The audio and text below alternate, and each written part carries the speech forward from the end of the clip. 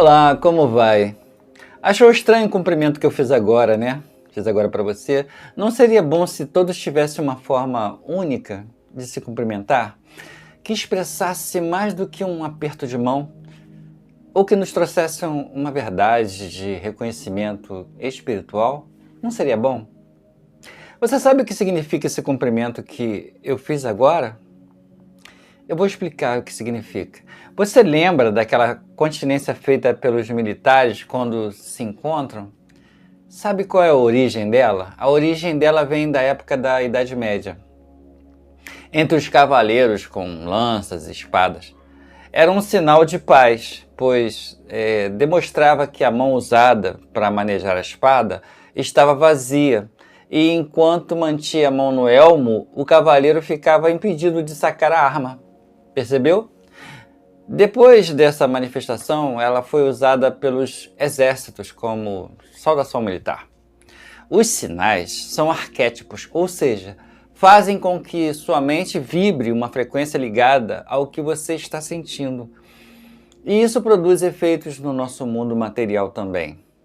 E esse sinal que eu fiz, esse arquétipo, significa: o meu espírito reconhece o seu espírito, ou melhor, eu vejo você. Uma forma de saudação espiritual e de amor. Você pode fazer para qualquer pessoa e se ela te perguntar o que é, já vai te dar uma boa oportunidade para falar do que falamos aqui.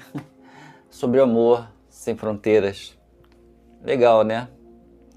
Agora, que bom que você está aqui, tá? Hoje nós vamos falar sobre um assunto muito importante. Mas muito importante mesmo.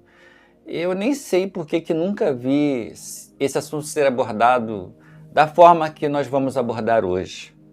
Nós vamos falar sobre a voz que clama no deserto, que está em Isaías 43. Preparai o caminho do Senhor, endireitai no ermo vereda e no Deus, nosso Deus. Traduzindo, busque sua expansão, conheçam Deus eu sou em você mesmo. Bom, essa é uma frase muito bonita. Acho que todos concordamos com isso, não é? Não é mesmo? A voz que clama no deserto. Ui, chega até a dar um arrepio, não é? Mas por que será esse arrepio? Quando você ouve isso, não te dá uma coisa assim, um chamamento, uma voz, uma vontade de ouvir essa voz? Mas essa voz, ela fala o quê? Sobre o quê? Para quem ela fala? É comigo? É com quem? Bem, antes de prosseguir, peço sua ajuda, tá? Curta nosso vídeo, compartilhe, comente. Isso vai ajudar muitas outras pessoas que precisam ouvir essas palavras, tá bem?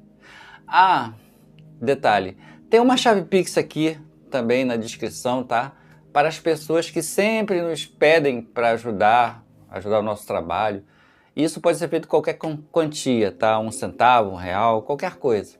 Isso vai ajudar na compra de recursos para a melhoria do nosso conteúdo que fazemos, tá? E também na filantropia que nós iremos fazer também. Estamos precisando de alguns equipamentos, tá? Etc. Mas se você não puder, tudo está bem, não tem importância, tá bom? Bem, vamos lá.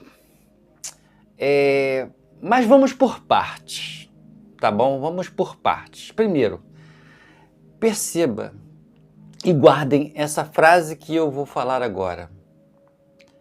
Para começar a entender a nossa lição, vamos olhar primeiro para a criação do mundo, o Gênesis. Vamos tentar imaginar como é que foi? Nas primeiras páginas da Bíblia, nós lemos assim: o Espírito de Deus pairava sobre as águas. Gênesis 1, 2. Havia trevas que ocupavam tudo, e Deus disse: haja luz. Depois, separe-se a luz das trevas. Gênesis 1, 4. Quando eu imagino isso, eu sinto que isso tem acontecido em um perfeito silêncio. Entendo também, com essa alegoria, que o que estava se falando naquele momento era referente, na verdade, ao interior do homem, à sua criação. Mas como assim?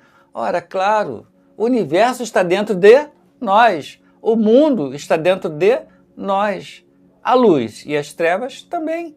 Então, na verdade, está se falando aqui, no Gênesis, da criação do homem, não do mundo. Da necessidade de você, homem ou mulher, fazer uma distinção correta entre a luz e as trevas, entre as águas e as terras, entre os dois polos, mas dentro de você.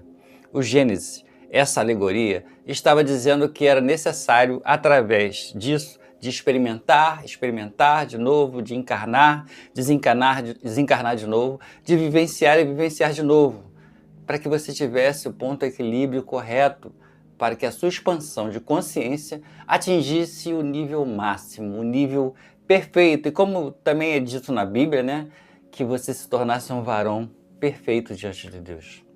Ah, e perceba, nessa passagem, a fonte, ou seja, Deus, diz apenas uma palavra: faça-se. E é assim que tudo deve acontecer, no silêncio.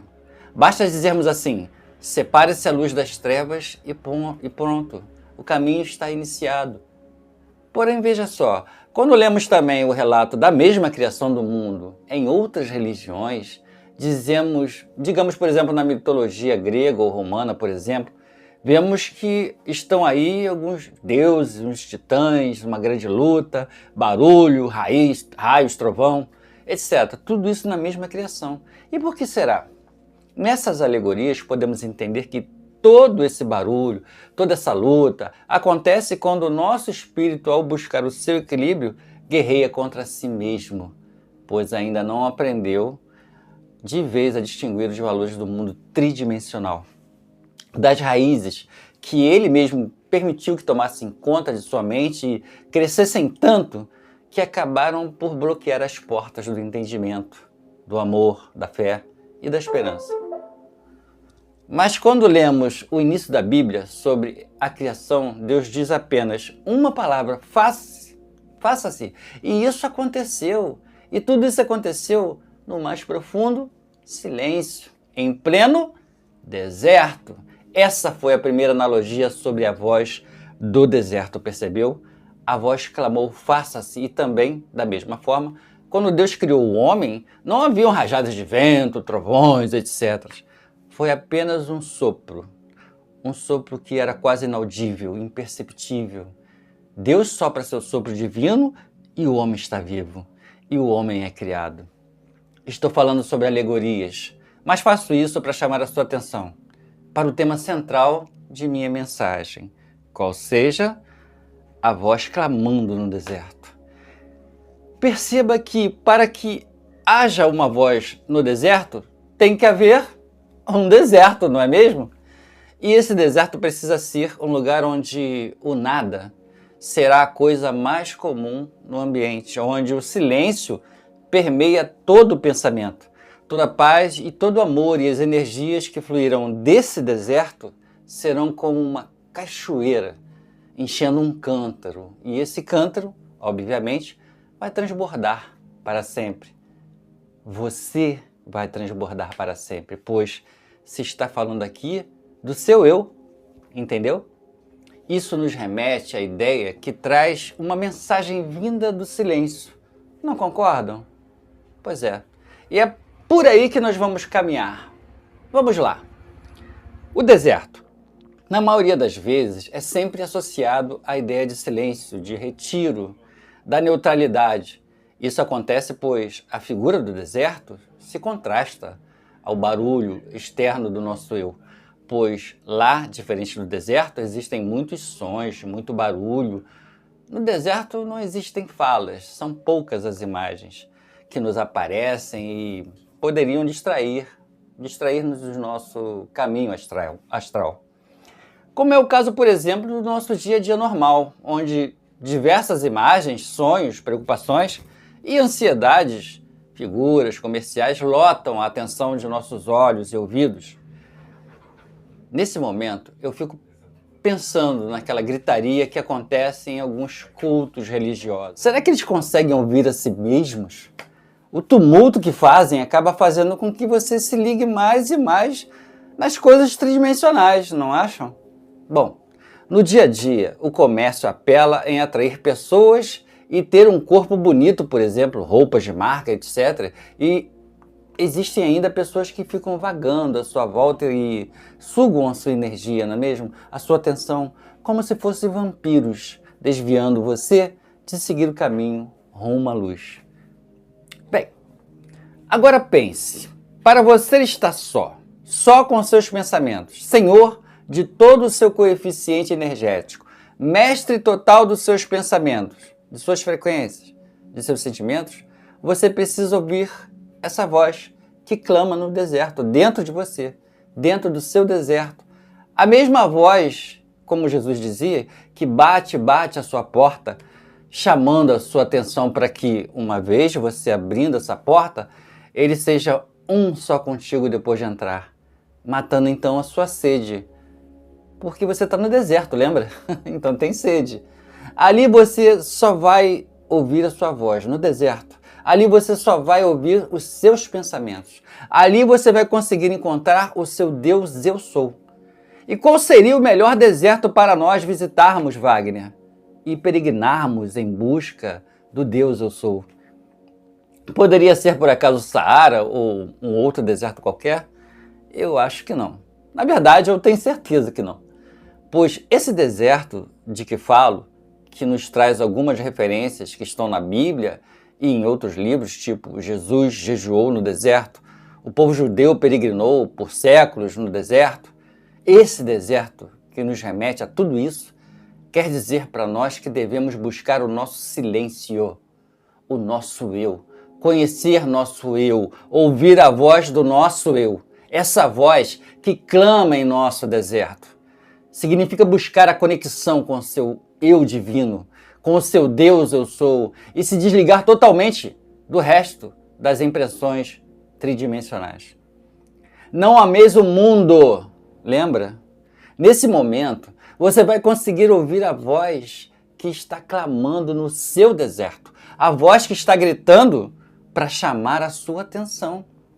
Agora, aqui nesse momento, que está te exortando sobre o que você precisa ser, mudado dentro de você, dentro do seu coração. Essa voz é uma frequência que fica lá dentro do seu eu, gritando e clamando, quase de forma ensurdecedora.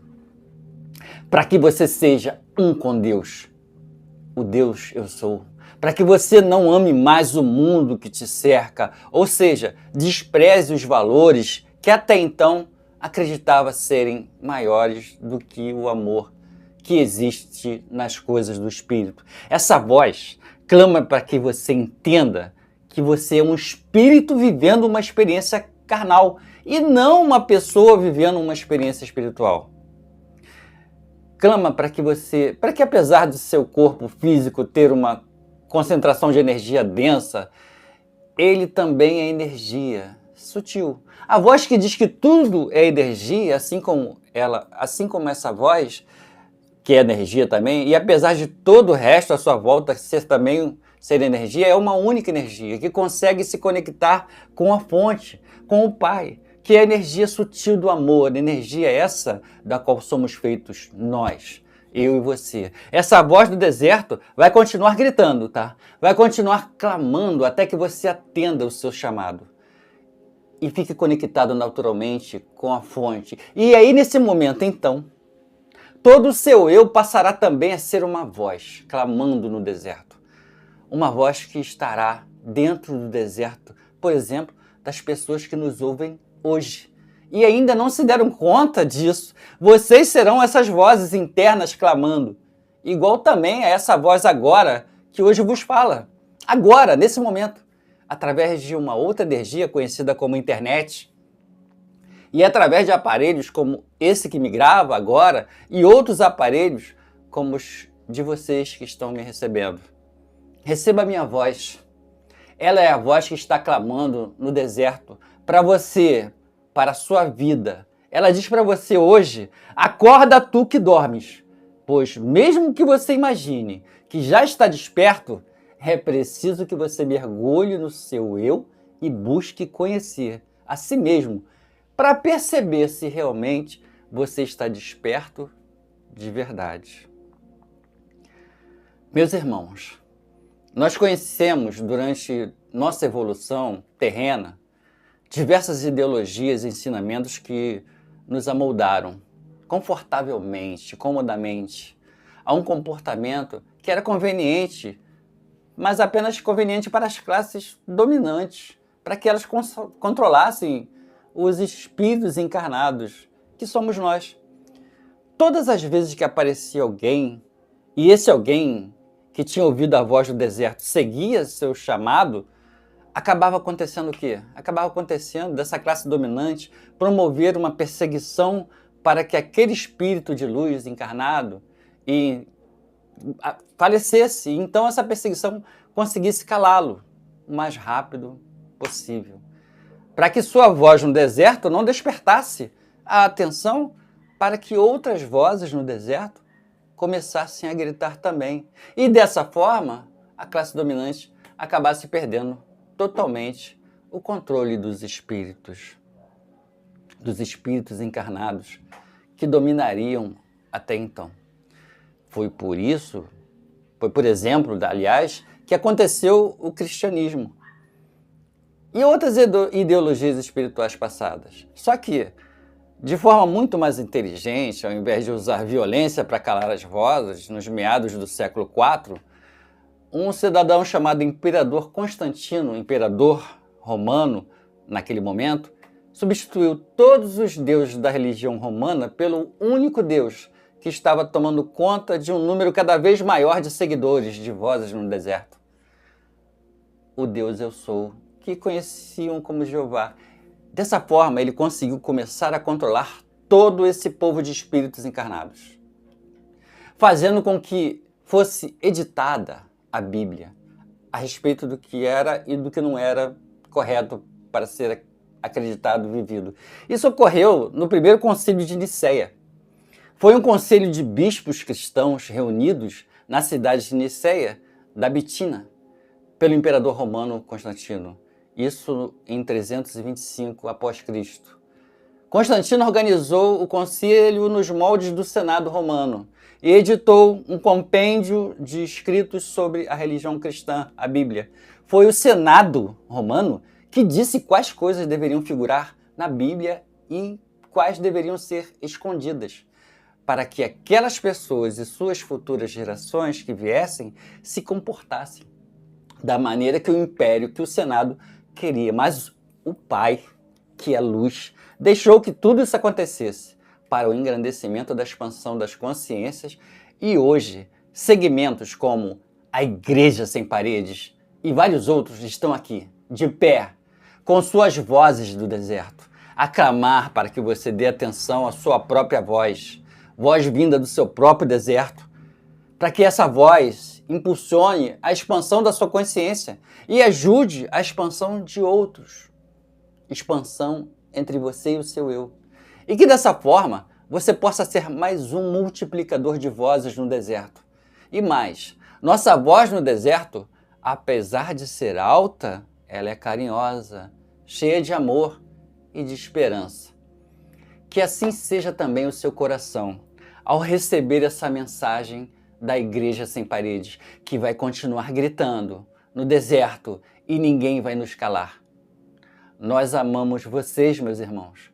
Nós amamos suas vidas.